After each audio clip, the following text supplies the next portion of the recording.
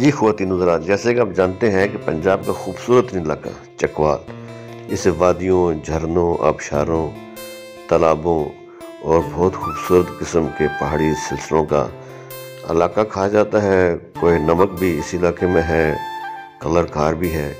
یہ جگہ جو آپ کو دکھا رہا ہوں، یہ سہاوا چکوال روڈ پر ایک چھوٹا گاؤں ہے جین خانزادہ، اس کے ساتھ ایک دوسرے گاؤں کے بالکل ساتھ جسے نچندی کہا جاتا ہے، ایک پہاڑی ہے۔ یہ پہاڑی بالکل سموتھ ہے، سیدھی پہاڑی ہے اور ریتلے پتھر کی پہاڑی ہے، جس کی شکل جو ہے وہ کچھ ہواؤں سے، کچھ پانی کی وجہ سے ایسی بن چکی ہے۔ اسے پیر قد کہا جاتا ہے۔ یہ ایک پیر نور شاہ بخاری رحمۃ اللہ علیہ کے نام سے پہچانی جاتی ہے۔ ان کی دعاؤں سے یہ علاقہ بہت سرسبز و شاداب ہے۔ اس دیوار کے ایک طرف کھارے پانی کا چشمہ ہے اور ایک طرف میٹھے پانی کا۔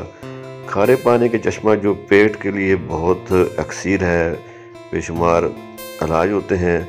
دوسری طرف جو میٹھے پانی کا چشمہ ہے وہ آنکھوں کی بینائی کے لیے بہت مفید ہے، لوگ آتے ہیں، چہرہ دھوتے ہیں۔